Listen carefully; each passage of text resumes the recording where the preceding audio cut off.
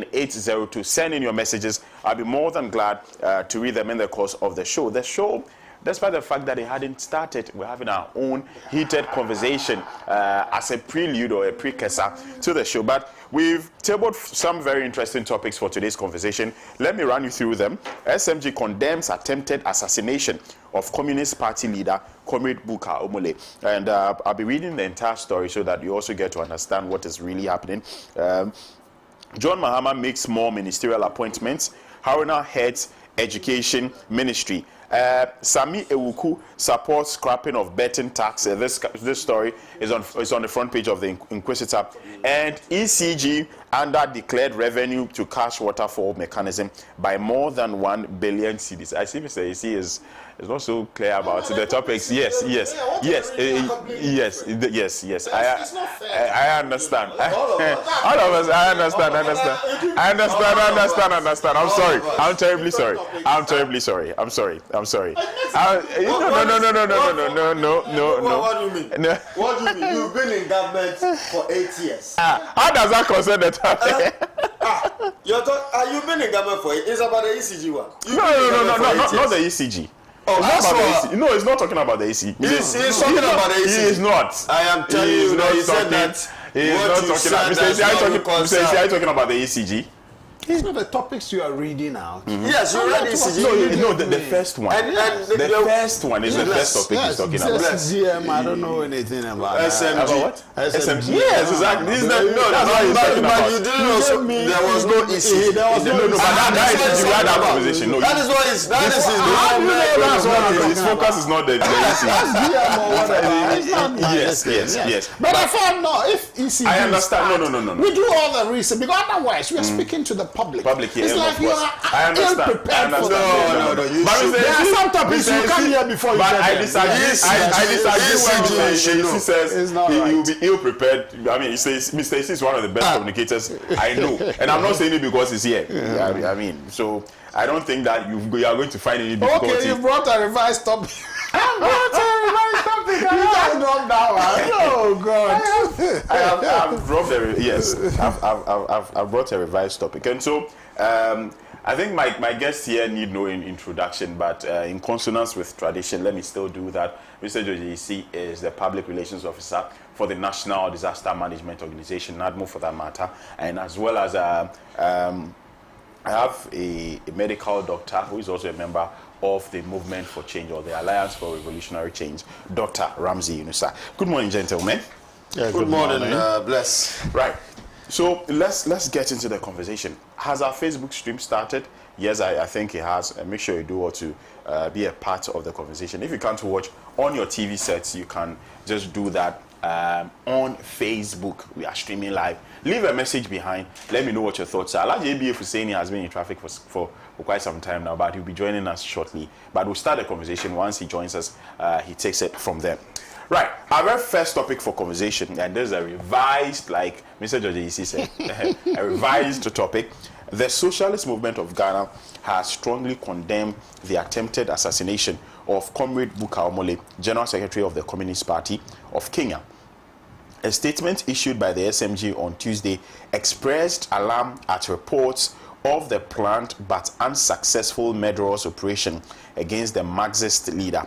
Our information is that on Saturday, January 11, 2025, gunmen suspected to be state security operatives stormed the house of Comrade Koku and attempted to kill him. This was followed by the arrest of Comrade Mwaivu Kaluka, national chairman, and other cadres of the party in Mombasa. We note that over the last few months, the Kenyan authorities have used brute force against citizens protesting against the pursuit of neoliberal policies under the guidance of the International Monetary Fund, that is the IMF. Many activists who took part in these protests have simply disappeared, with tens reported killed. The SMG unreservedly condemns these reckless acts of intimidation and violence against the working people of Kenya, who are rejecting their neo-colonial enslavement. We declare our full solidarity with the Communist Party and the working people of Kenya who are engaged in this heroic struggle for better conditions of work and life. We are convinced beyond doubt that the Ruto government will be held accountable for all its crimes, the SMG stated in the statement signed by Comrade Kusipra Jr., General Secretary of the organization. This is the full text. I think the full text is there, but I think what we've read so far gives us a clear understanding of what's happened in Kenya. Let me start with you, Dr. Ramsey Inusa. Yes, Bless, a very good morning to your good self, and a good morning to my colleague, Mr. George Aisi. I hope that he has fully recovered from the greatest defeat in our Fourth Republican history, electoral history. Bless, Kenya's political landscape has been coupled with some dynamism and today's African contemporary politics. And we've seen attempts by the incumbent government to try and suppress the oppositional voices, or even voices that oppose them. And we saw the impeachment of the Vice President of Kenya some couple of months ago. It is very disheartening to see over and over again in our African political landscape that people wielding executive power try and use Machiavellian tactics to suppress voices of the opposition. And so I also stand in solidarity with the SMG in criticizing the attempted assassination of a very prominent political voice in Kenya. It is not of the interest of the people of Kenya to see the suppression of the voices of the opposition, because William Ruto promised that he's going to ensure the adherence to the rule of law, tolerance, and also promote adequate democratic governance in Kenya. But unfortunately, these events that would definitely undermine the tenets of democracy in Kenya. And so we are calling for order. We are calling for more broader investigation into this issue so that the perpetrators will be brought to books. And Kenya, as it has been over the years as one of the cynosures for democratic governance in Africa, would move towards that trajectory to ensure that the people of Kenya don't have anything better but a good governance system that would promote the social and economic development of the people. And so, yes, we are against that. In Ghana, we've seen how politicians have suppressed the media landscape. And if you look at the Press Freedom Index in 2023, it was the worst in 18 years. The Press Freedom Index recorded in Ghana in 2023 was the worst in 18 years under the Fourth Republic, right? And this is as a result of a government that was intolerant to press freedom in Ghana. And one of the very popular cases is to do with the assassination of Ahmed Swale of blessed memory, which I want to commend President Mahama for releasing a statement or releasing a form of order to the IGP to expedite investigations into this issue so that those that murdered Ahmed Swale will be brought to books. And so it is not different from what the Kenyan political landscape wants to practice. Yes, we have people, prominent voices like that of Raila Odinga. We've seen the struggles Raila Odinga went through in his political journey in Kenya, right? Illegal and undemocratic processes that he was taken through. They tried to suppress him, they arrested him, and all that. And so we are hoping that our Kenyan brothers and sisters will learn from us, even though Akufo-Addo's governance was not the best, but collectively, right, from the leadership of Dr. Kwame Nkrumah, that of President Kufuor, President Rawlings, Atamios, and President Mahama, have definitely shown some positive tenets when it comes to democratic governance that I think that the rest of Africa can learn from us. So it will be good to see Kenya back on track.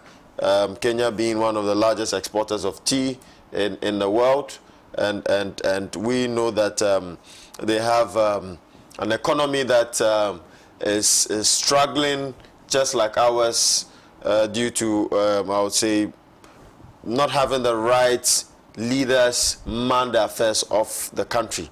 And we hope to see Kenya uphold to some positive democratic tenets as far as democratic governance is concerned in Africa. And I want to call some, restraint. We hope for some restraint in the political landscape in Kenya so that, you don't suppress the voice of the opposition. You should let them be. When they are criticizing you, it's good. And that is why, to me, I hope to see the reset of the MPP party. People are calling for the death of the MPP party. No. We know it's a declining party, unfortunately. But we want to see the MPP strong so that there will be a credible opposition to keep the NDC on its toes so that they are able to execute the promises and also ensure that there's stability when it comes to our economy and there's growth and development for the people of Ghana. Thank you very much. Right. Let me now come to Patriot AC. Yes, thank you. Bless, good morning. Good morning to Doctor. Good morning to our viewers.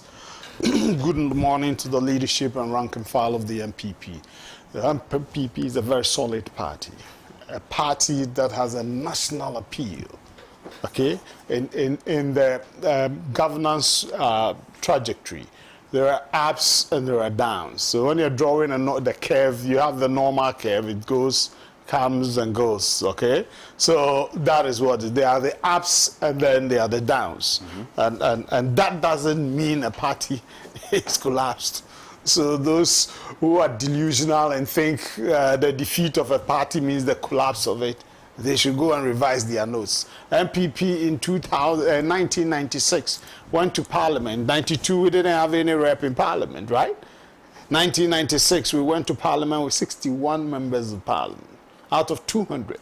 That's about 31% of the listing, right? The parliamentary numbers. Today, we have about 88 out of 276, which is about, the same 30 point, about 32% now, okay? This one is a little marginally bigger than the previous one. So we will bounce back. You get it? We are very confident we will bounce back. So people can be delusional. Let's come to the matter on the table. To be honest with you, I was talking to the Zuma matters, and I was going to look at the advocacy vis-a-vis the economic responsibilities of African leaders. But because it's not on the table, we'll leave it at that. Now let's come to Buka and Geza. By the way, yes. so thing is, I selected these two topics. If I can show you on my phone. So when I needed to delete one. Unfortunately, what I deleted was the SMG one. Okay. Yes. Unfortunately, but that wasn't the plan actually. Oh, okay. Yes. So it was later that I realized that it was pretty belated. Yes. So when I got it, I had to dive into the internet to go to South Africa and know what the issue and come to City and then know the engagement. I think the interview was with Bernard Adler. Yeah. So our home issues. Now, the issue, as Doctor said, is you see, suppression of opposition. Kenya is one of the thriving African democracies and a country that everybody is proud of, because when it comes to international tourism in the world and Africa, they are the spotlight. Okay, they attract the tourists, and then the rest of Africa also gets it, because when it comes to their investment in the tourism arena, it's very high. So if there's something there that the opposition, the General Secretary of the opposition Communist Party there will be an attempt at his life, it's worrying in a democratic dispensation. So I will join the world leaders and socialist movement of Ghana to condemn any such attempt. The dissenting voice are very important, okay? When we're in government, people criticize this left, right, center. So when people talk about that press freedom thing, do you know why it went down seriously? Tell us. They factored emoluments, salaries of media people were all factors. They were part of the indices. Okay? And you know, media workers, their pay are very bad. Very, very bad. Very bad. And that is what aggravated the ranking. Okay, it wasn't part all the years until 2023. It wasn't part. Salary issues were emoluments and whatever were not part. So please, you check it and then affirm it. So that is the issue. So any attempt at suppressing the opposition or the minority voices cannot be accepted, especially in Africa and our thriving and growing democratic dispensation. You see, Ghana is leading from the front. We go into elections, governing parties are, defeated, opposition takes over, they run, they lose government, that's how it is. And that is what is building our democracy. Okay, and so these are matters that we need to be looking at. But the fact that I disagree with you doesn't mean you should follow me and then clamp me down. You remember, is it Uganda, that musician? Yeah, you get it, that's that Bobby Wine. Yeah. Our man, it's been a long time. Yeah, Comrade Bernard Mona. Comrade Bernard Mona, greetings, sir. You get it. So when these young people rise up and are trying to push agenda, like it or not, they represent a section of the public, right? A section of the public. We, for instance, we have 88 seats in parliament. You cannot discount it. We are representing a section of the country. You get it? So these are the ways, whether you agree or disagree, you must listen to them. You must hear their voices. But you have the ultimate decision and authority to decide whether to go with it or to ignore it. You get it? That is the beauty of democracy. And Africa, once we've accepted democracy, let's begin to work according to the tenets of democratic dispensation. That is what I would say, because there are some countries, they don't believe in, chieftaincy at all. You get it? There are countries, the land is vested in the government. Yeah. Okay? Absolute, 100% vested in the government. And if you want to be an authority in any local area or whatever, you must go through an election. You get it? And I'm talking typically of India. That is their practice. Chieftaincy matters. But we Africa, we have chiefs. And a chief gets on the throne until death. And some people want to send it into the democratic arena. You get it? And so they get power and they want to be there till they die. That is not the problem. But that notwithstanding, let's listen to dissenting views. Go to the public. They will decide, once you have democracy, whether to keep you in power or to change you for another to take over. Right. Attempting to kill a general secretary, I disagree. We should condemn it in totality. Yeah. Right. Thank you very much, Mr. George AEC. Now, we'll proceed to other conversations. We'll come back to our country, Ghana, where there are lots and scores of issues of our own. There's a new government in place every day. Stories come up. The president has been appointing people into various positions. There's a new batch of ministerial nominees, and we are going to be looking at that. There's a story on the front page of the Ghanaian publisher. This is how it has described, this is the banner headline: Ministerial nominee caught in international fraud by Simmons, but Mahama sweats for 25 ministers in 9 days, 35 more to go. I think the regional ministers are done. We have three more regional ministers, but you look at the cabinet ministers, he's reduced the ministries to 23, right? But if you look at the latest appointments, the Haruna Idrisu going to the Education Ministry, Creative Arts for Abla Jifa Gomashi, the Member of Parliament for the Krowalk constituency is Gender Minister designate as well, and there are a few others.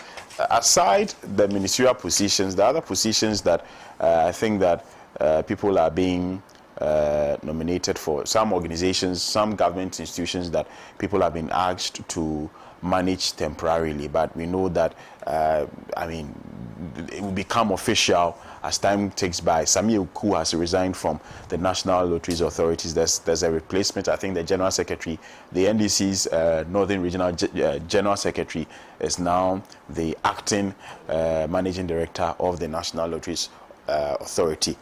Let me start with you, Dr. Ramsey Inusa. If ABA were here, perhaps you would have started that conversation, but since it's not, let me throw that to you.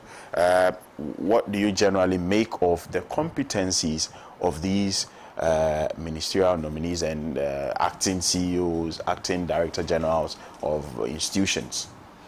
Bless. I would say first and foremost, I want to congratulate all the nominees, and that over the years, we have always debated on the qualifications of the nominees that, or ministers that have been appointed by the executive.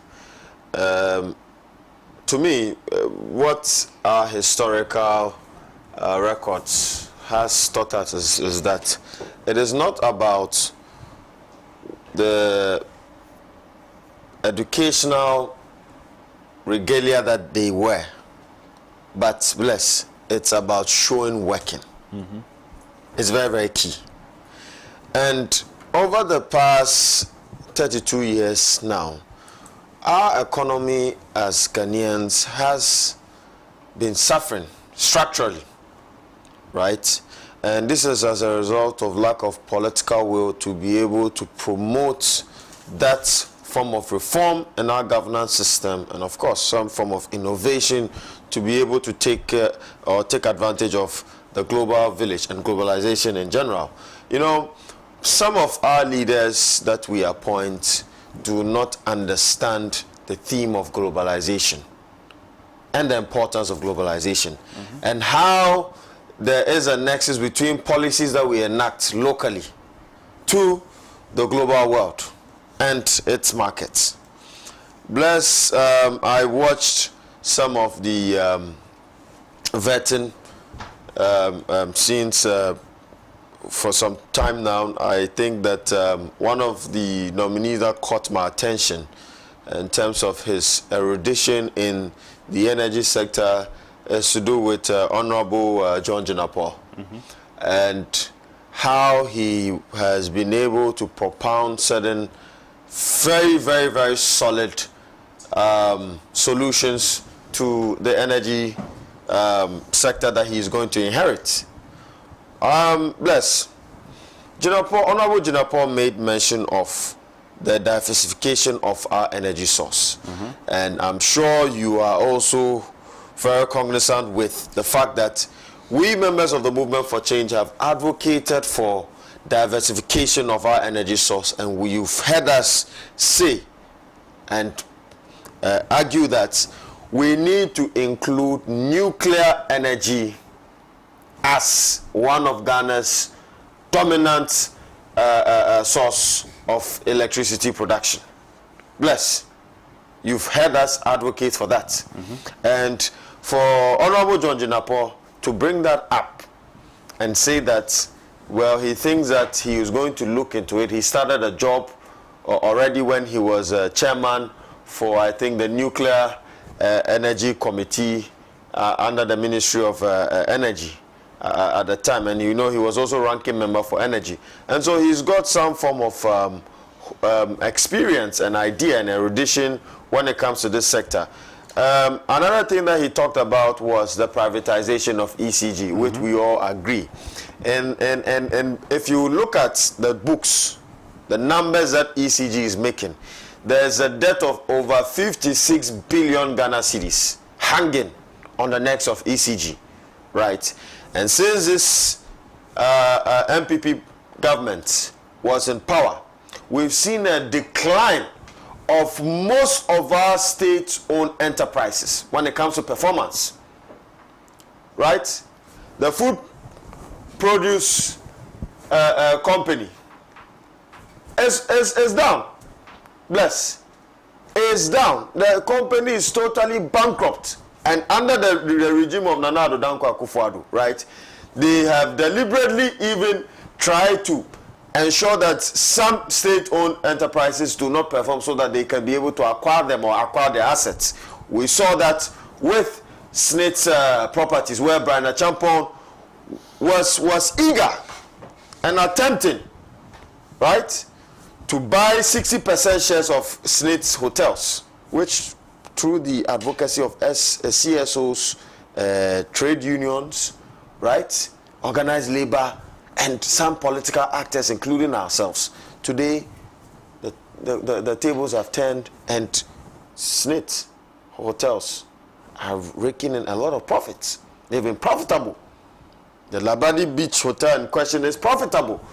And so, we've seen deliberate attempt by this MPP government, when they were in power, bless, to try and derail the development of most of our state-owned agencies, enterprises, right? If you look at the SIGA report, bless, it will tell you that, so for all that they know, it's just to ensure that they capture the state and share it among their families and friends. That is what they knew. And for Jinapo to even say that he's going to review the gold for oil policy, I think that it is very, very crucial. And let me give some historic analysis to this. For Mahmoud Bawumia, Dr. Mahmoud Bawumia, the flag bearer of the MPP, to go around propounding theories of the gold for oil policy as if it was his brainchild, right? Look, bless, in 1973, under the Ramadan War, which took place between Israel, Egypt, and Syria, right? There was an oil embargo on the Israelis by the Arab bloc of OPEC. The Arab bloc of OPEC, championed by Saudi Arabia, placed an embargo on Israel and even the United States under President Nixon at that time. The Israeli government, seeing the threat to their economy, of course, inflationary pressures was hitting their economy hard. They had to now trade their gold reserves with friendly countries. They call them friendly countries that were ready to circumvent the embargo and then give them fuel so that they can be able to use in their economy. The Americans at that time had shortages in fuel. So there was even fuel rationing, and even they had to reduce the speed limit. So look at the policy intervention when they had the oil crisis. They had to reduce their speed limits so that the prices of oil would be reduced in the United States of America. These were times of what? Severe crisis. And that was where Israel used a gold for oil policy. But it did not even work. If you are going to implement a certain policy, you have to now look at the historic precedents of such policy, right? And how it has worked.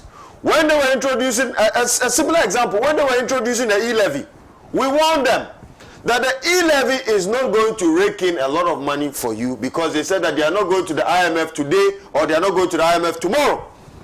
Very arrogant. They had a very arrogant posture.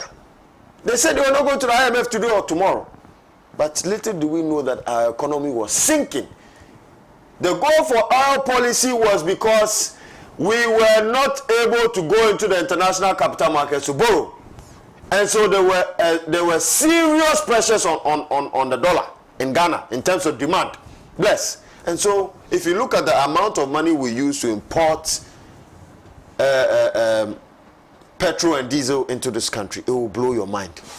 Right? And so they introduced a gold for oil policy. In times of crisis, that was when we saw countries introduce a gold for oil policy. What crisis did we have? What global oil crisis did we have at the time they introduced a gold for oil policy? It is as a result of their failed economic management.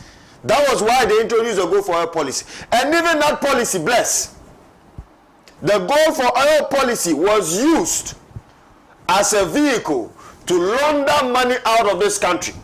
And that is why the auditor General's report indicated that they should have formalized the agreement between PMMC and then the Bank of Ghana. If you look at the source of gold that PMMC was purchasing from, it was from the small-scale miners. And we all know that in our mining sector, 85% of the small-scale mining in Ghana is illegal. So how was the purchase done? How was it formalized? And I know that PMMC regulates entities that can purchase or trade in gold, both buying and selling. So were these entities that they purchased gold for, did they have the PMMC license to be able to indulge in such transactions? There was no transparency. They did not open an offshore account for the proceeds of the gold for oil deals to go in, so that there will be some form of transparency and auditing when any issue arises. But what did we see? We didn't even know the middlemen that they were dealing with. Bless. And of course, ASA brought a report that the goal for oil policy did not significantly reduce the price of fuel. And we are seeing that there is a current report that fuel prices would be increased by the end of this month. And so what is the goal for oil policy doing? What is it doing? Nothing. When you have other countries saving their gold and increasing, boosting their gold reserves, we are rather depleting it and also promoting the degradation of our environment. That is why today, the people in Takwa that are watching us today, bless, due to the shutdown of the Bonsa headworks, 75% of water supply to Takwa has been cut off. 60% of our water bodies have been polluted. Cocoa revenues have been depleted greatly. We were doing over 800,000 tons of cocoa. Now we are even struggling to do 400,000 tons of cocoa a year. Bless. So John Dinapo's stance on the privatization of ECG is something that we agree. And prior to even we beginning, we were discussing about Bui and then VRA, the merging between Bui and VRA, then creating a mother company called Ghana Power. Bless. What the MPP don't understand is that they said they began the process and all that. But look, you cannot sit in Accra and then enact policies and ensure that people follow without proper stakeholder engagement. If you look at the current records, bless, Bui Power is the only entity that is making profits if you compare it to that of, and I have the data here by the SOE report 2023, right? The Bui Power or the Bui Power Authority made a profit of 2.14 billion Ghana cedis. VRA is recording losses of 977 million Ghana cedis. So in any sensible investment rationale, right, it will be prudent for you to merge the VRA and then the Bui Power Authority. And of course, cumulatively, when you merge them, that of VRA has about 10 members in this board, and then Bui Power has 8. So they have 18 board members. So you can be able to cut down on the number of board members and save costs. And for people to say that, oh, when you merge them, it's not going to work, they are different, they have different specialities. No. He explained it very well, because then they will be holding companies and then they will have the mother one. Because there must be something about Bui Power Authority. That is why they are making a positive, or they are recording positive profits results as compared to that of VRA. And so we are of the view that ECG has to be privatized, right? We are of the view that the mergers between Bui Power Authority and then that of VRA should also come to reality, so that we can be able to see prudent management of our SOEs. Right. It's very, very key. Right. Bless. And right. So I think that some of the nominees like Honorable Haruna Idrisu, Honorable Haruna Idrisu is a very experienced person. He has held various government positions. We are only saying that, look, they should open their ears and listen to the people of Ghana. They should not come and repeat the mistakes of Akufo-Addo. Any government who is successful, and let me put this on record, right? The kind of governance system that we went through under the MPP, if you have succeeded a government like this and you fail, then I do not know what to describe you. So the lessons of Akufo-Addo has to be learnt by this current administration. Promote a government of national unity, ensure that you fight corruption, and that is why we are supporting the oral committee. They are there making noise about the legitimacy of oral. If you have nothing to hide, why are you afraid of oral? If you have nothing to hide, why are you afraid of oral? And precise, oral is not a committee that is going to prosecute them. They are only gathering data. And if you look at the constitution, it is mandated on Ghanaians to protect the interests of this country and to expose rot as far as our governance system is concerned.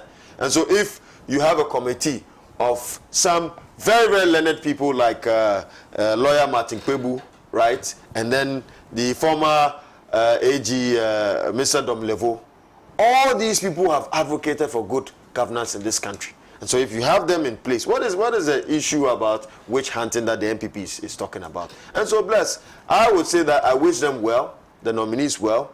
They should ensure that they listen to the people of Ghana, the people that elected them, because power indeed is transient. Today, where is the MPP?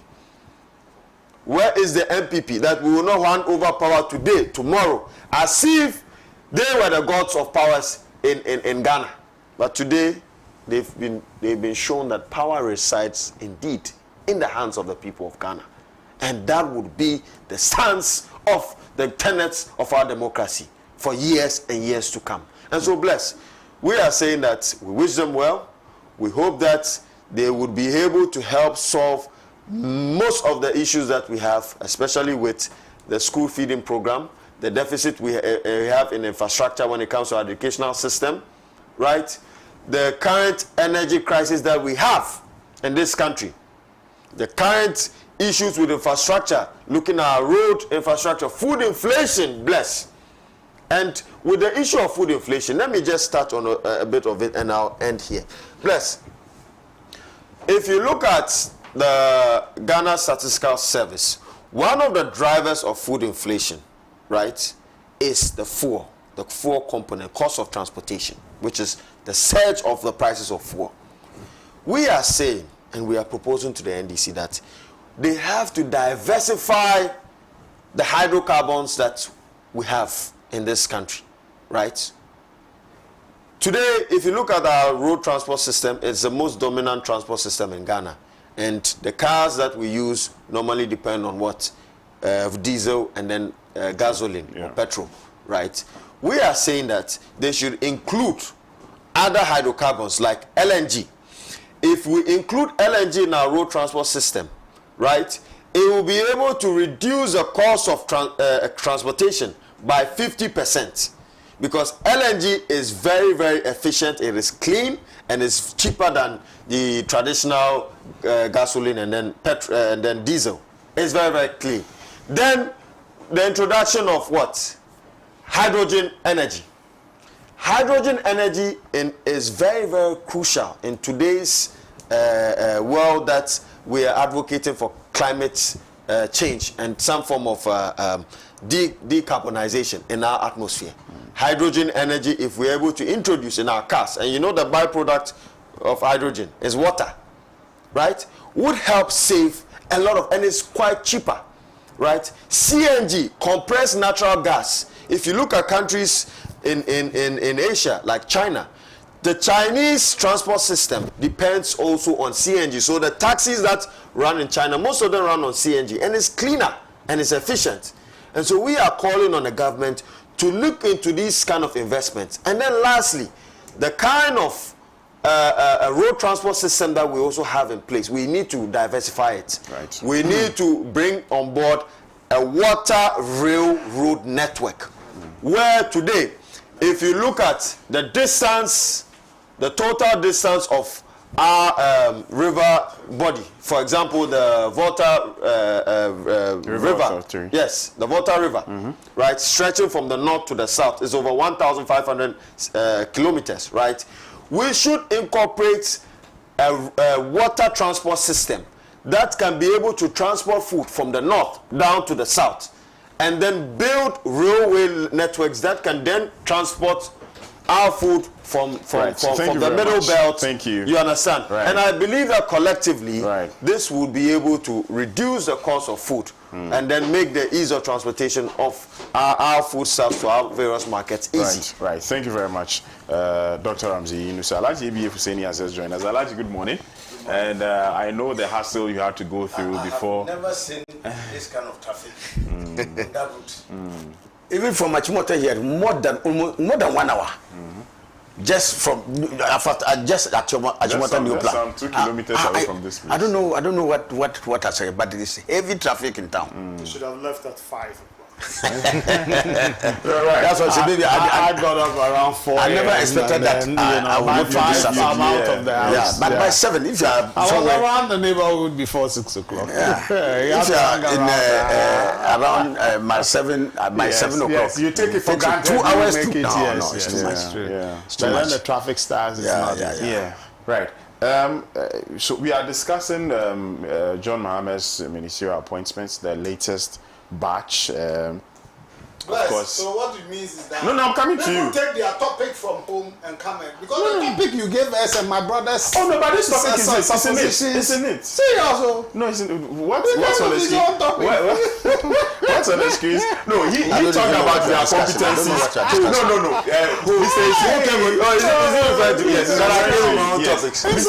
Mr. AC, what he did was I respond to you. He talked about the competencies of the nominees, and he tried to pari passu with that of the SWAL administration. But let me hear from you. What are you talking about? What are you discussing? The ministerial nominees. Okay. You finished giving him this thing. Okay, thank you. The ministerial nominees. But before I touch on that, I'll touch on some responses before I come to that. First one is the LGBTQ issue. The president has made a position. I think I want to disagree unless MPs come to explain very well for me. I think Parliament has done, the 8th Parliament has concluded its suppositions, submissions, and discussions on the bill. Okay? It's been passed. This level, the transmission to the presidency. That cannot be the case. That because that has not been done yet, the whole process must begin. I disagree. So the president has the right to just append his signature. They should transmit it to him for him to append his signature because he supported it. And he made us all know that it's something he wouldn't blink to sign. Let it be so. He made the argument that the process must begin and go. I disagree. Parliament, the 8th Parliament concluded its work on it. So it's only a transmission matter.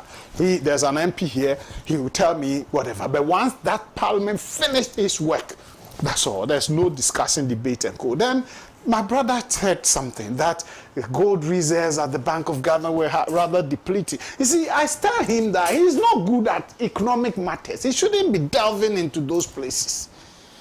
He doesn't have information on that. He should go and check. When we took over, NPP took over, the gold reserve was about 8.7 tons or less. Okay? When we were leaving 65.4 tons worth $5 billion. That's what we left there. You should go read 8th August. Go and check it. Ghana opens the new Royal Ghana Gold Refinery. You remember that opening? I was there myself. The governor of the Bank of Ghana, the minister for finance, all of them were there. The first Ghana gold refinery, PMMC, is there.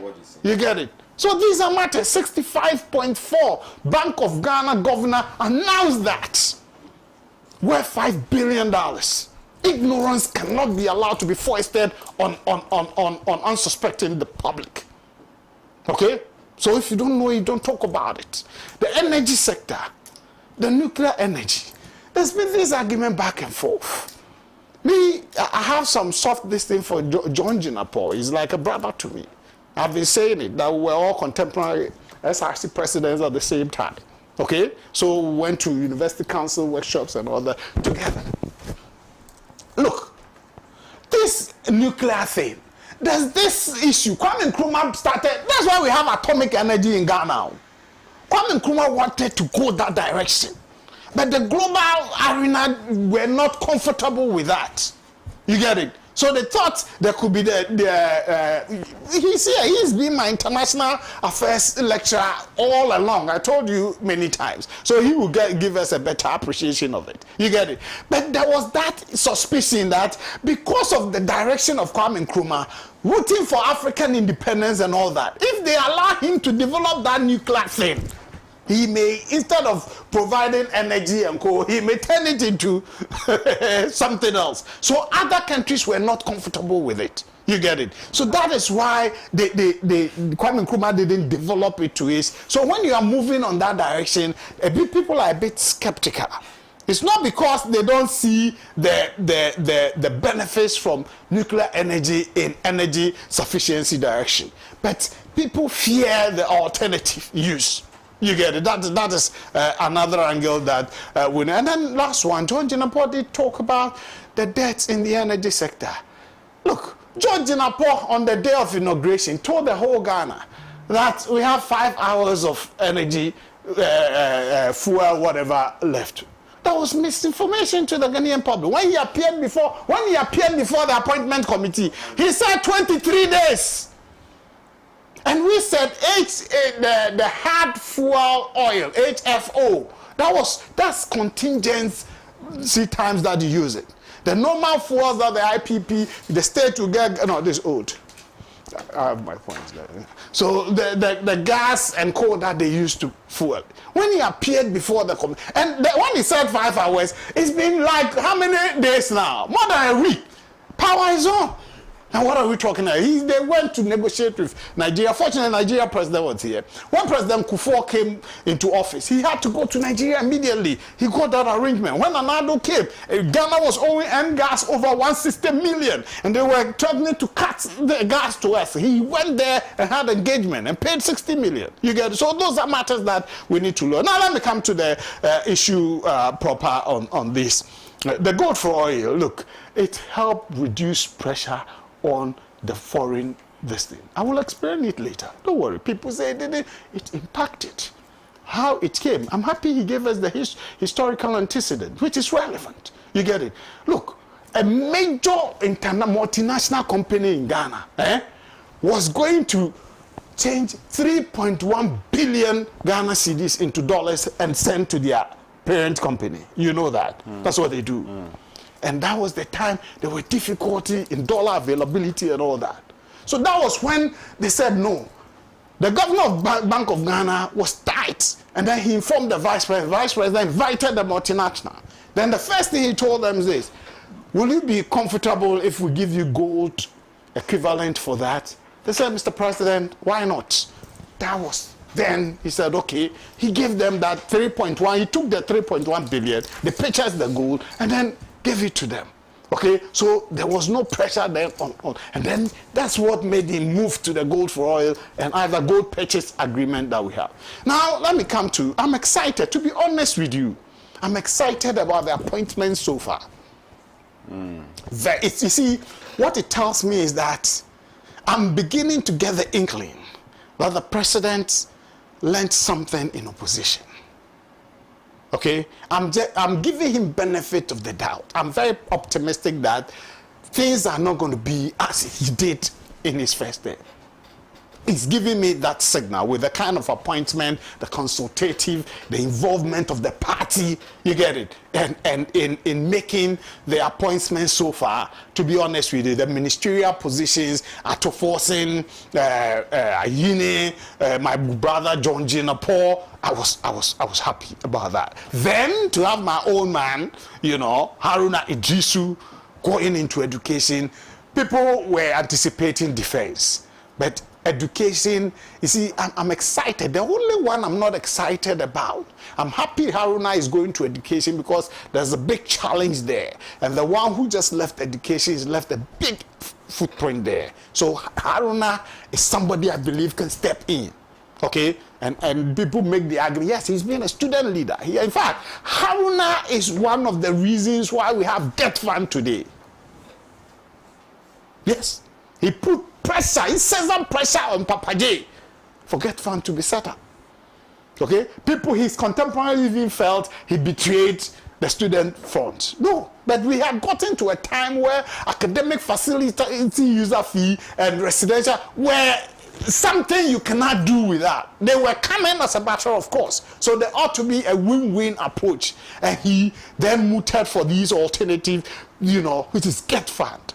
So when he goes to education, I'm very excited. It's very challenging, but I believe he can live up to the billing. The only place that I have a challenge, unless ABF Husseini Honorable here tells me it's going to be handled different, is trade, agribusiness, and industry.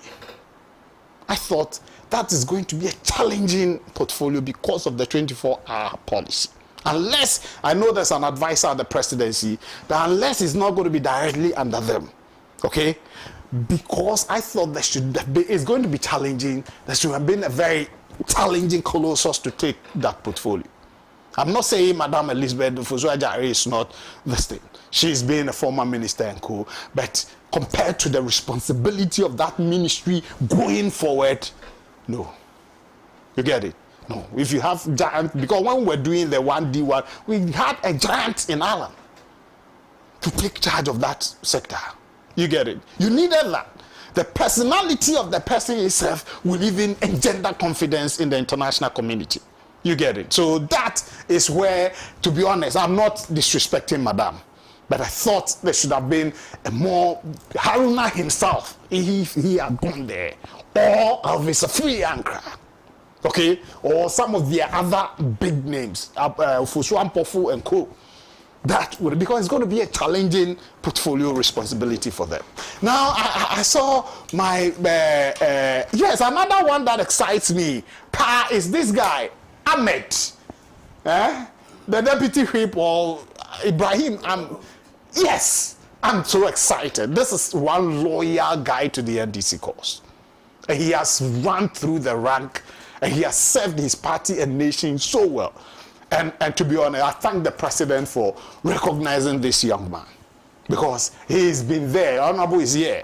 Ahmed Ibrahim, and the portfolio is big, but he can live up to that billing. I just love that guy. Two people, Ahmed and Ahiafo, rising to the first deputy. I was excited about Ahiafo and Ahmed, and Kwame Agboja, engineer, roads and highways. You see, that's why I said the president learned something in opposition.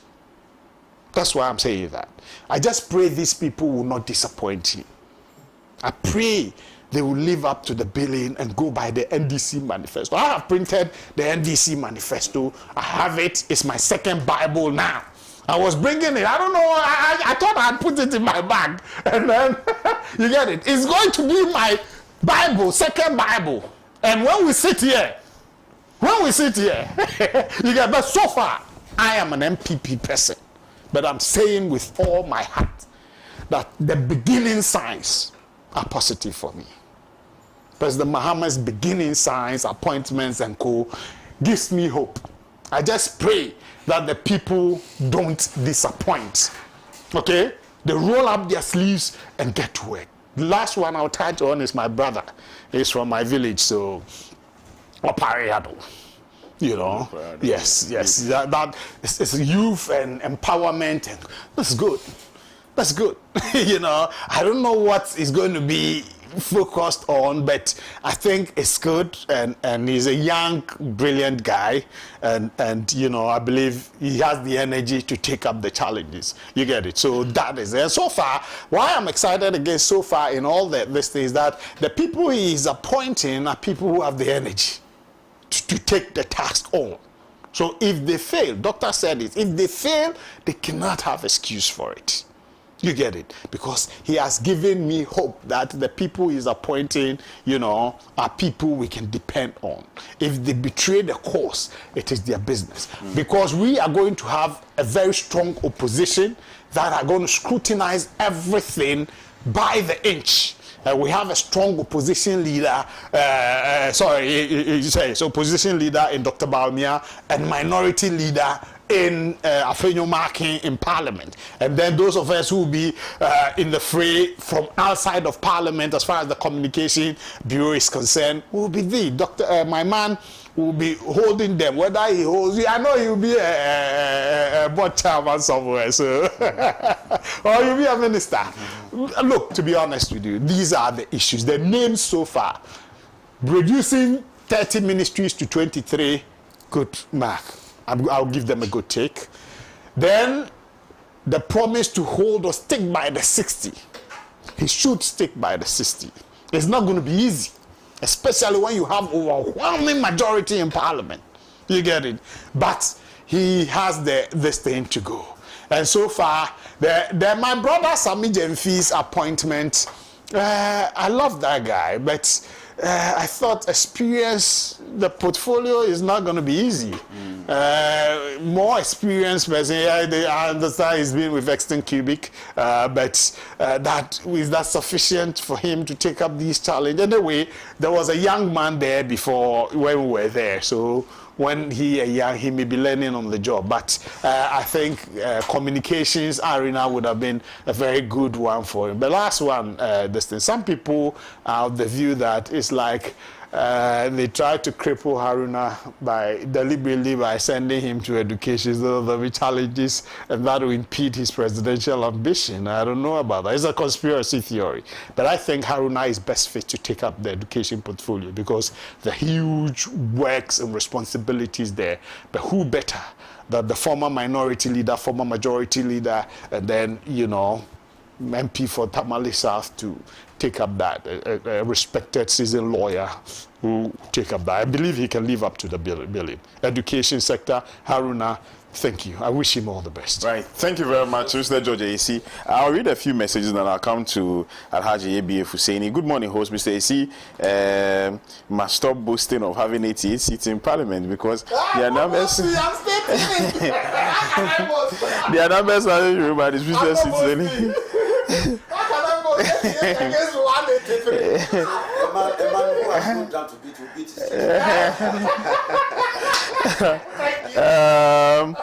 Good morning, bless. Amutala Salaga, JM can't refuse to sign the LGBTQ bill. For this one, I perfectly agree with Mr. AC. For the first time, Parliament have finished their work. Is a field and a Kufuor presidency that refused to assent to it. No, there was a court issue. All right. Mr. George AC must realize that the MPP is not coming back to power in 40 years' time.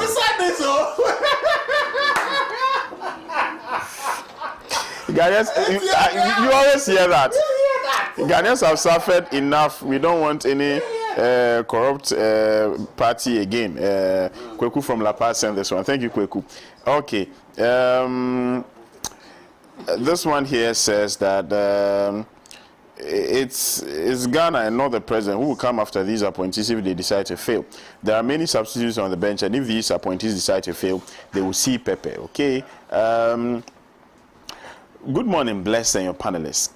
Kindly inform your panelists that I'll be careful advocating for nuclear power. Firstly, yes, the discipline required to run a nuclear power plant far exceeds the required in conventional power generation. Okay.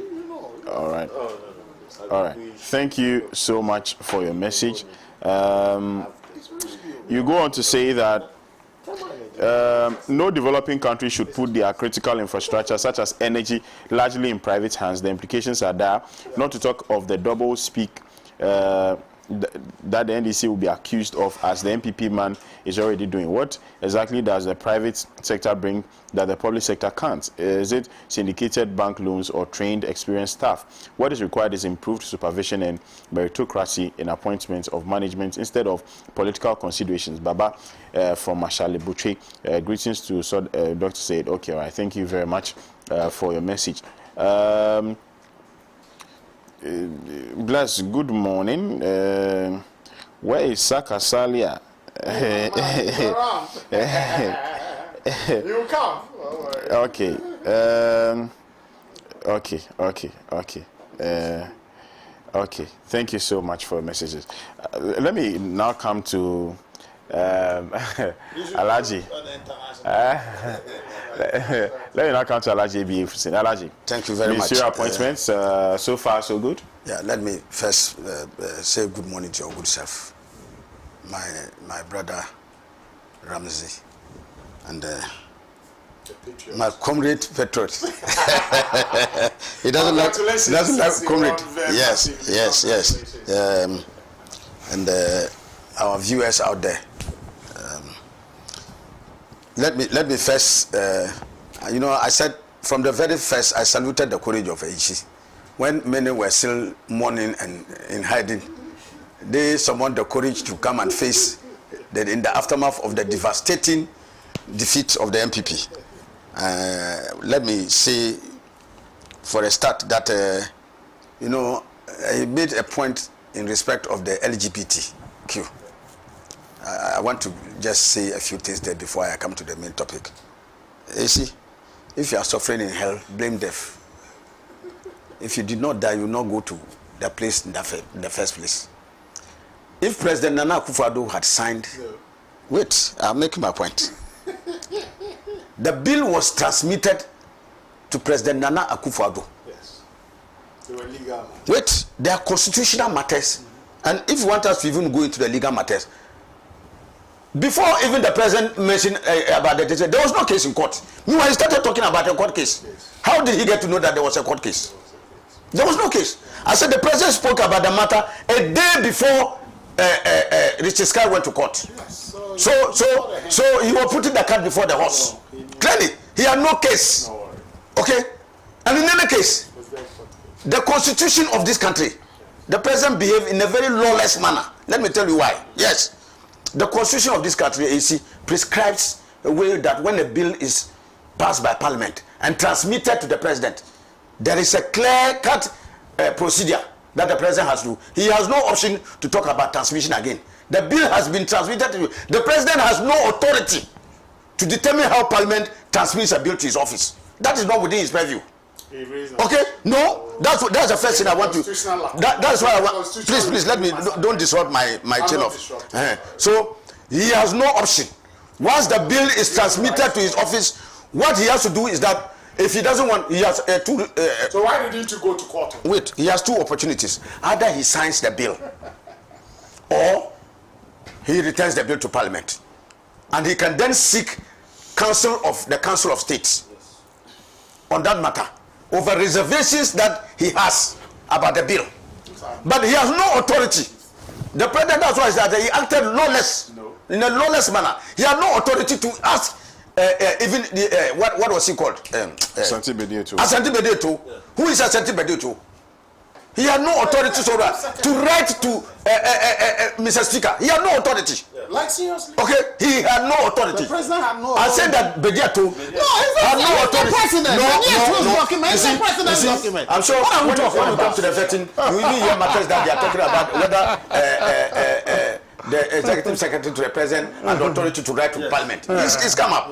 So he had no authority. And I'm saying that the president himself, I'm not even talking about his. Why didn't you discount? If the house has fallen, you don't ask whether the roof is still standing. I'm not talking about Bedieto. The president himself. Yes. He had no authority under the constitution of this republic to challenge the bill that was transmitted to him.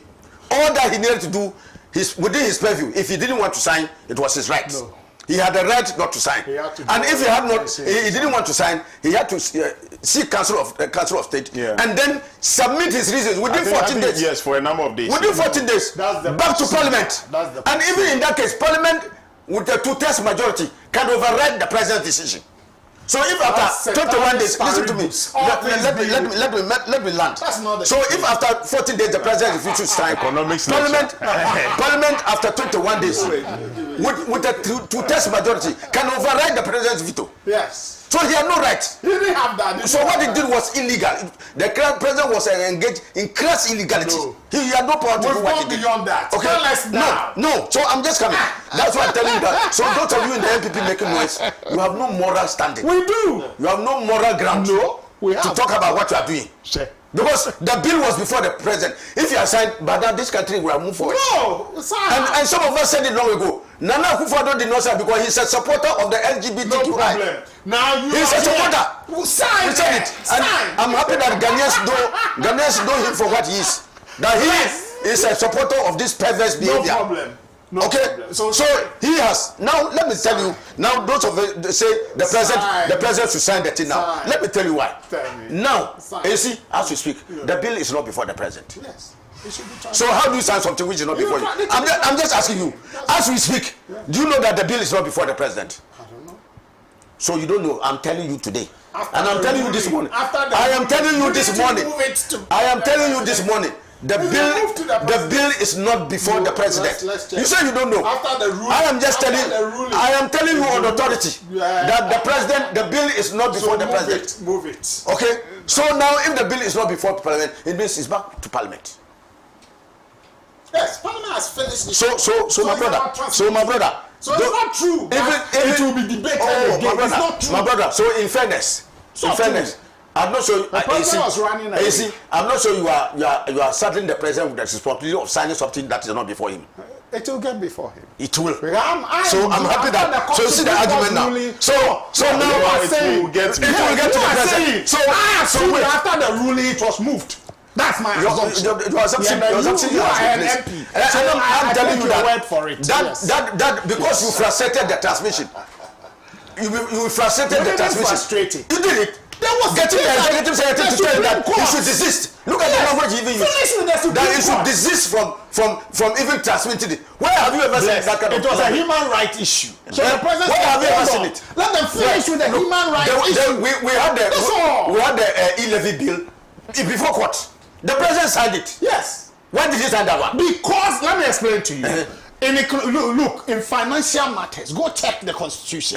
If you pass the bill, it will not have retrospective effects. Okay, it takes effect from that. Yes. And there were consequential effects on the delay of the bill because it's revenue targeted. No. Okay. So when you delay that bill, you cannot go back and collect the interest. That's the truth. This is a self-serving argument. This is a self-serving argument. That's the truth. The president has a duty. It has consequential effects. No, irrespective of And it the cost. doesn't have retroactive You are effects. interfering with my presentation. I'm sorry. You see, the We need to president, educate the the public. president in his listen, first and foremost, the first duty of the president, first and foremost, is to obey the laws of the country. Yes, and he did. And to see to the obeisance of the laws by the citizens. If the president himself takes the lead to violate laws, we take that of impunity. He says that. Oh, let me make my point. Talk about The that. former president. And I'm telling you that. No, once president. Yes, former president. I'm just saying that. Why? The same president. There was a bill. There was a case before court. Yes. And he went and signed it. Because of the No. Clear on that. There didn't need to be a because. There was no because. Ask any Once it was tax pending, lawyer. Ask any once it tax was pending lawyer. before the law, the president had added some judicates. He had infringed on the laws of the country. No. Okay. Ask any So tax lawyer today, this on morning, this. Ghanaians should know. Mr. Please, Those like Mr. let Isi, him. who don't know. You don't know what. No, you said you don't know that the bill has law. not been moved. Yes. No, I assume it's been Yes. So moved. I'm saying that your assumption is After wrong. the Supreme Court Your assumption ruling. is wrong. Thank you. It is as we speak now. The bill is not before the president. I defer to your position. The bill is not. So it is unfair for anybody to argue that the president must sign a bill that is not before him. It will be before him. It will be. Yes. So let us be patient. And President Mama, I He can said tell you, something. That's what I coming. disagreed. He said the whole process. the President might be- Mama it's is not somebody true. I can vouch for. It's not true. When President Mama says this thing is a male, he's holding it by the balls. That's all. You should sign it and let's go. Okay? He should sign it. So he's not when he says that this is his position, and I know he's a devout Christian. He's not like somebody who is a Christian by day, he's a Muslim in the afternoon, a Tigari man in the evening, and a Juju man in the night. There's no such. He is not like that. The president is straight and fair, and conscious and alive to his responsibilities, to his religion. Christian. You should better say that to somebody. No, even the Christians don't believe him now. Wow. Now he's a gay supporter. He says, "Oh, no, He the doesn't LGBT." support It's gays. clear. He said when it he went and plain. said before Al Jazeera that those people who are applying that practice should get up and start agitating, No. so that government can come to their aid. Yes. They should get a I know what he said. So I remember exactly please, what he said. so clearly, Thank you. now I think that there is something of like a lacuna at best in this particular matter. Whether if Parliament has passed legislation and is waiting presidential assent and the president does not sign, Thank you. and the term of a Parliament lapses, it has to go through the processes again, or it will be seen to have been passed and awaiting presidential assent. I think this is a lacuna, and I think that clarity must be sought. But clearly, nobody should put pressure on President Mahama now. Yes, President Mahama now to go and sign, because it is not before him, and I think that matter is awaiting a resolution. Because I know as a member of parliament, I know as a member of parliament. Well, I don't. Well, from my own opinion, I don't think it's going to. I think the process will start. Please let me make it simply because the members of parliament in the 8th parliament, they are not the same members of parliament now, and they may have different aspirations. That's what he said. I want you see that's what I'm saying, that there is a lacuna. And I was also believing that. You see, but the issue now is that who is transmitting it now? The bill was passed by the 8th parliament. Yes. With the speaker of parliament is the same. Even though the same person was a speaker of the 8th parliament. Yes. Yeah. He's not the technically speaking, he cannot carry matters from the 8th parliament into the 9th parliament.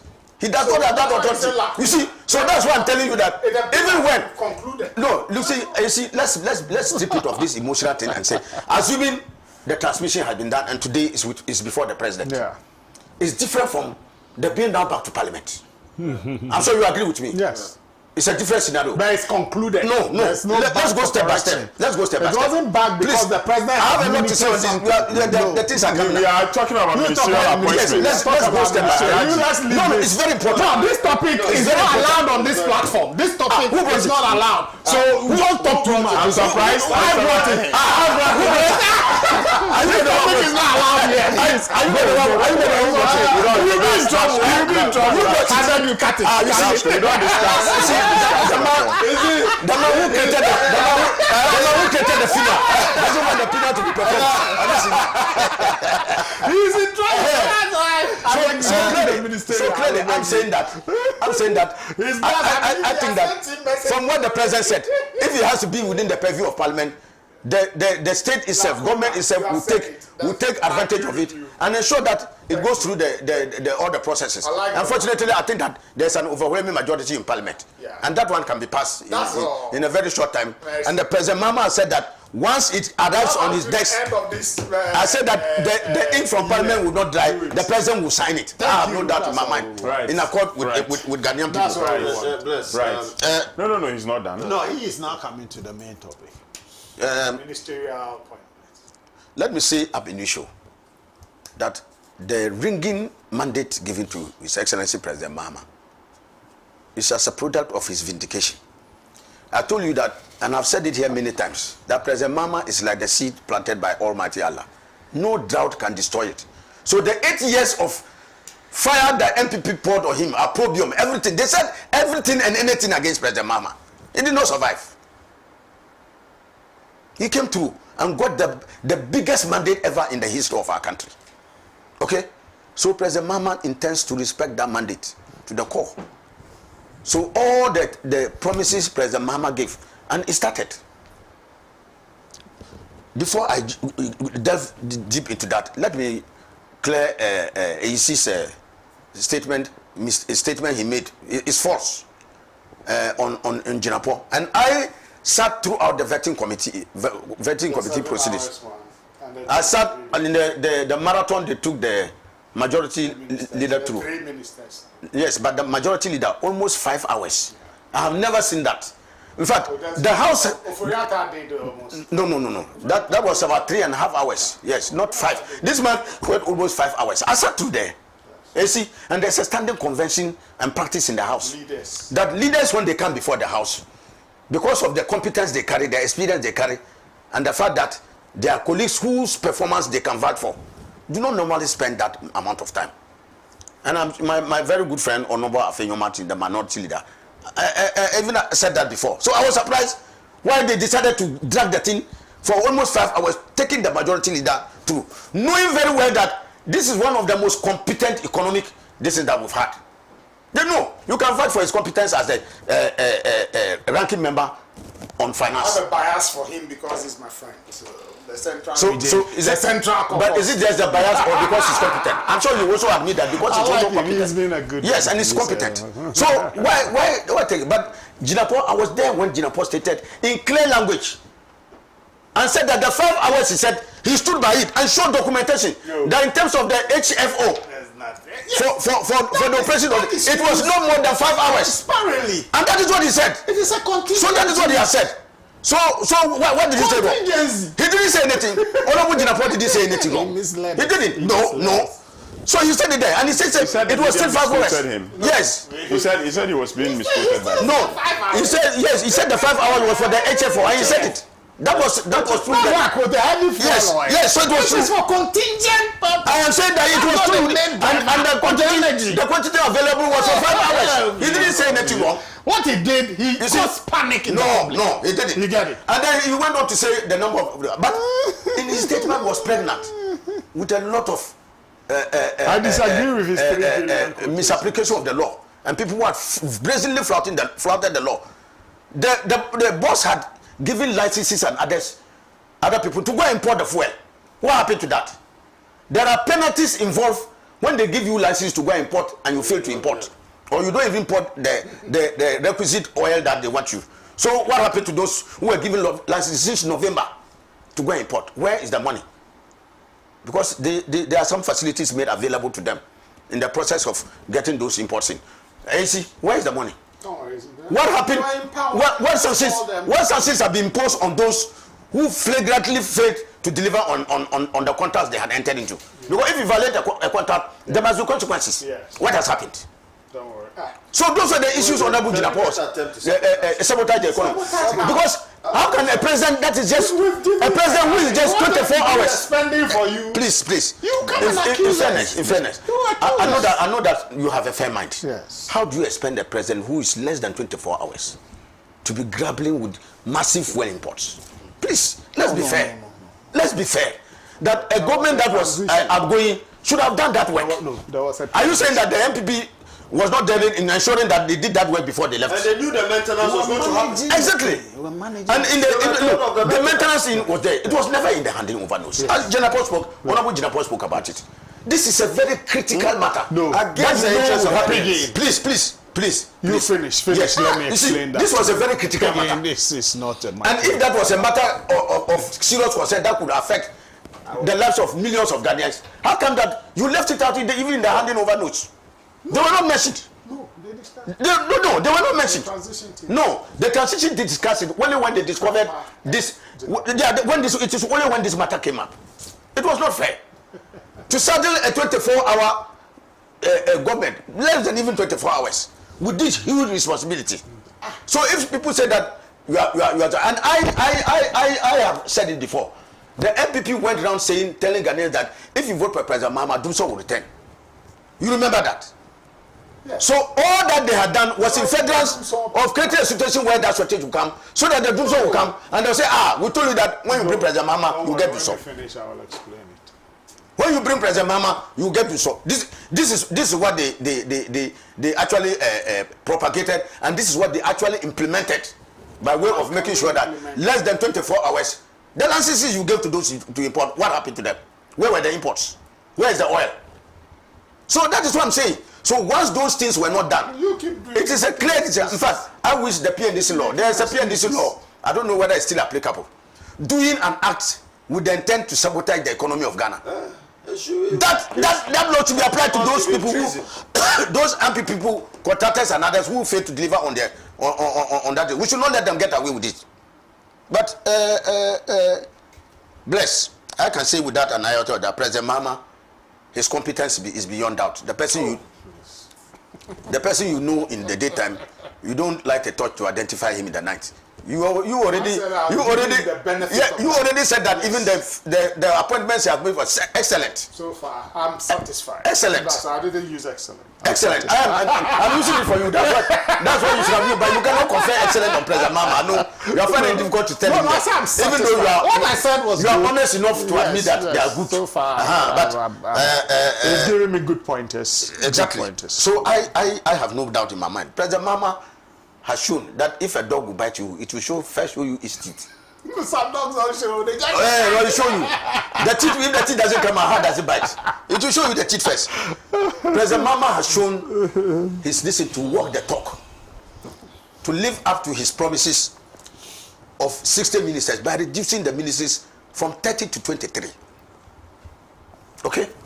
That is the first sign that he was going to do that. And I can tell you without any iota of doubt, President Mahama is going to stay meticulously and faithfully to the system minister. I know the MP people, they have taken paper and pen and they are marking, religiously on an hourly basis whatever appointments. And if President Mahama crosses 61, they will be on the rooftops, mark my words, say, Ghanaians, we told you that this man is not going to keep his word.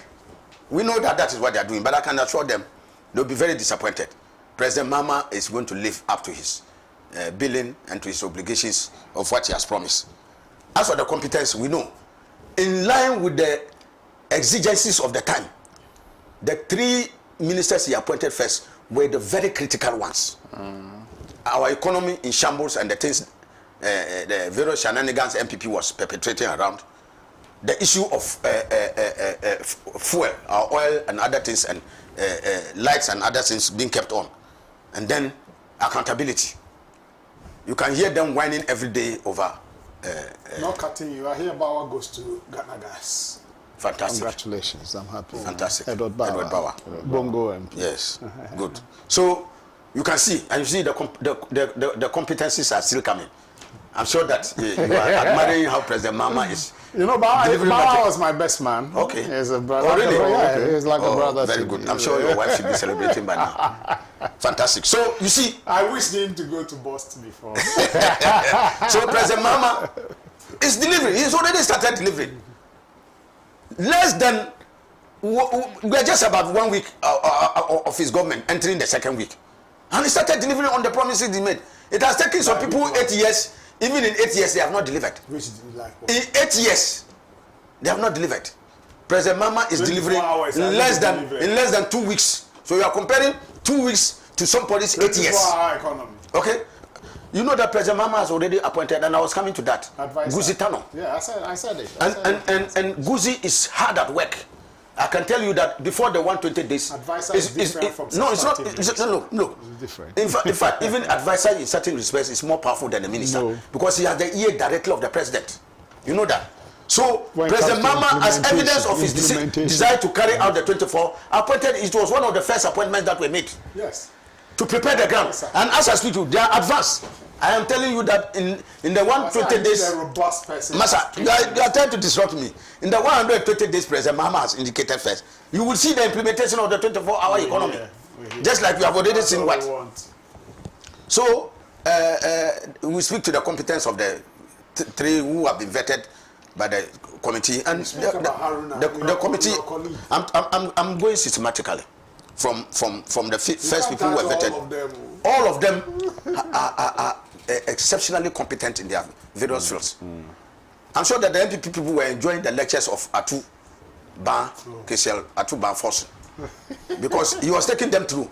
And just like the bravado this man came with, Gideon Bwaku and my Gina brother Kabiru, they came brandishing full of fight that they were coming to deflate Atu forcing by bringing some statistics, and they had to eat their own vomit. Not only did he expose them, but he taught them the school of taxation and economy. They should go back and learn. And the statistics that they churned out, even then, the finance ministry confirmed, even that morning, there was confirmation from the finance ministry that morning about the figures that the nominee, Honorable Atu Fortune, minister designate for finance, had brought to them. So in the end, the apology, they themselves had to turn around and apologize to him. People who were demanding apology had to turn around to apologize to the man himself. So you could see, and he gave it very clear. And he left no doubt in anybody's mind that in the next budget, the betting tax will go. In the next budget, the e-levy will go. So those obnoxious taxes that President Mahama promised to abolish, they are gone. In the next budget, they will all be off. The finance minister, incoming finance minister, have already made that very clear. This is the mark of a government that respects the will of the people. And I know that we will continue to pursue and tread along that path. And the NDC will have a very long longevity once we stay intact and listen to the people and do the will and bidding of the good people of this country. Subsequent appointments have come. Fantastic appointments. My former leader, Honorable Haruna Idrisu. Education, very challenging area. But I believe that with the requisite level of experience and expertise, you will navigate it. We'll go through. Honorable Eric Opoku. I call him in parliament. Me and him, we are very close. I call him walking encyclopedia. The man has everything in his head. He get up on the floor of parliament and speak to agricultural matters without even looking at the paper. Fantastic guy. He has the industry in his head. And I'm sure that, and he is a man who has mobilized to go to the rural areas to meet cocoa farmers and others. This is a man I believe is going to deliver to the expectation of the public. Okay? Many. He has mentioned Ahmad, you have mentioned trade. We are talking about challenge of trade. Yes, you may argue that maybe the nominee directly has not handled trade before, but he has been a minister before. Yes. Elizabeth Ejari had been Minister of Tourism. I'm sure you are aware. I know. So she comes with that competence. She comes with an understanding. She's a businesswoman. If you care to know, I may, or you don't know, I may tell you that. Okay. So she has expertise in business. Okay. So if he comes with agri-business, why do you think that she doesn't have the requisite skill to discharge it? And on top of it, I just told you that His Excellency President Mahama in his earlier appointment had appointed Guzitano. So he's been working in tandem with all of them. The NDC does not go solo. Members work as a team. That's why we achieve results. In fact, it's no accident that we gave you the biggest political humiliation in the history of our country. What biggest? It's a teamwork. Exactly. So clearly, I want to say without any iota of doubt, you are talking about Sami Jefi. This is a young man with vision and ideas. Sami Jefi thrives on challenges. No, look, when I worked in Asin North, I was given 5 polling stations in Asin North in the by-election. Okay, Sami Jefi was our coordinator in Asin North. When they were giving him the decision, I remember when the national chairman Johnson Asidin Ketia was giving the thing to Sami Jefi, there was hula balu, uproar. There were people who were shouting, "He has no experience." What did blah blah blah? People said so many things. But the chairman stuck to his guns and gave him the task. And the way he managed to craft all of us into a team, Massa, produced one of the best results. Because Asin North was one of the areas the MPP threw so much logistic resources, money, caterpillars, bulldozers, everything to win that by-election. In fact, the counting hadn't finished. In fact, the counting started at where I was, Breku. I was in charge with some of the polling stations in Breku. These were areas MPP used to win heavily. In fact, by the time they finished counting Breku, MPP officials started running out of Asin North. So, this young man has very, very positive ideas. He's a brilliant guy who thinks on his feet. He has the capacity to envision things as they come.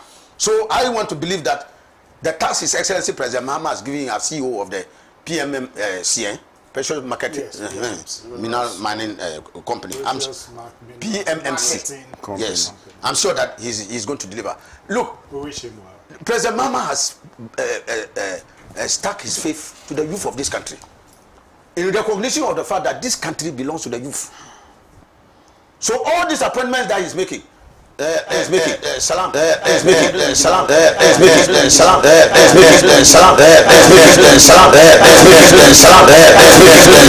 take over for Sabu.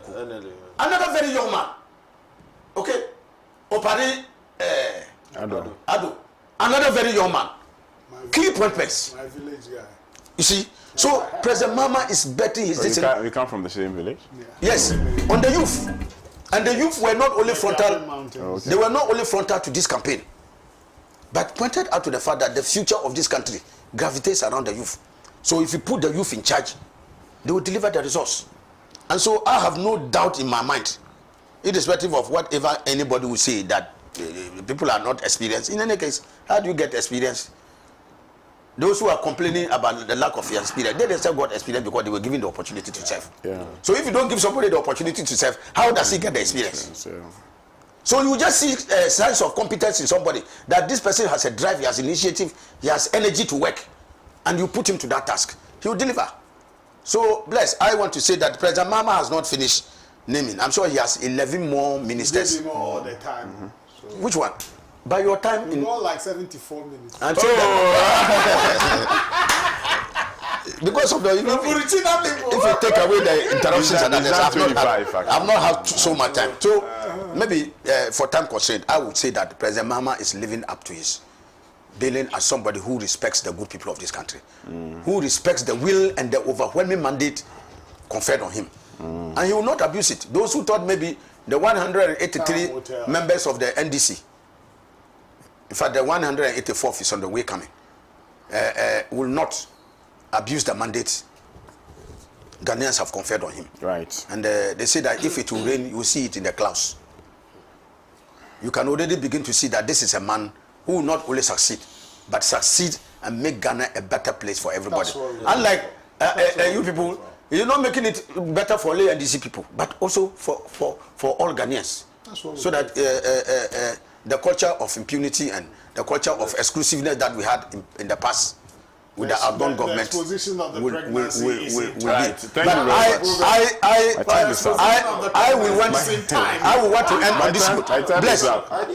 Bless, I'm ending on this note. That the Christ, you see, when you see somebody running in a market, he must have committed a crime. Oh, nobody runs in the market. You see, it's like which market? It's like we are in this room, then the air is fouled. And nobody says anything. Then AC gets up and say, "Oh, I'm not the one." Nobody has asked anything. Nobody has asked you anything. And you get up and you say, "Oh, I'm not the one who did that thing." What thing have you done? Oral is only to gather evidence and help in the accountability that on the oral matter. Yes. 1 minute. You see, make some distinction. just to gather information. The President of the Republic is clothed with the authority to appoint a team to help him in the discharge of his duties. So if the president legitimately appoints people, no, wait. It wasn't the president who appointed them. You see, you are making these semantics about president-elect president. I am just telling you that. That's the issue. I am just telling you that he has selected a team. You go to court. The first case. Look, my brother. It is nothing. Yo. It's much they do about nothing. Yo. Right. Thank you very much. If you think it is wrong, you see, I will challenge you. There's a show coming up. Go to court. I'm sorry. Go to court. Allow somebody to insult me on a last platform. No, you said that. Oh, bless. What did you say? I made a statement that the goal for oil policy, Yes, right, would deplete our gold reserves. Today, as it stands now, according to the IMF, right, Ghana's gold reserve as at 2023 stands at 3.62 billion Ghana cedis.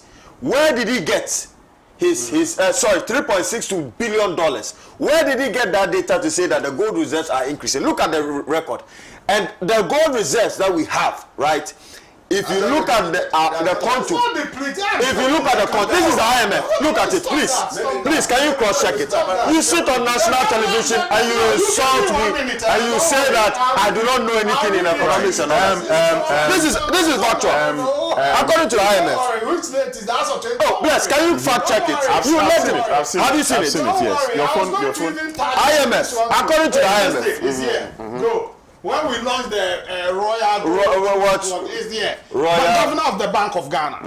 We get it here. According to the IMF. Can you fact check that? And you sit down here and you insult. Read it.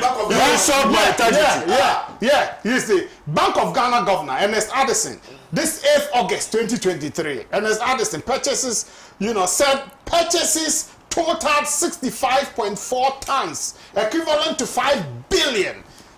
And the bank was keen on the refinery acquiring the London Bullion Market Association certificate. I was there. I was in that program myself. We are getting some breaking news that thugs have allegedly disrupted the collation process once again for the umpteenth time in the Ablekuma North constituency. Yes. It's the NBC that doesn't want the this thing electoral to commission happen. is It's the NBC. Your voice, talk to your voice. Right. No. In the face of this development, when you say There's no news on where the tax belongs to. Our time is up. They should go order a fresh election. Mama should get this later. You should stop making noise, propaganda. Do have a pleasant weekend. Tomorrow is Alaji and Alaji. Make sure you do what to watch it. I'll see you on Monday. It's been a long time I Bye-bye. came on Alaji.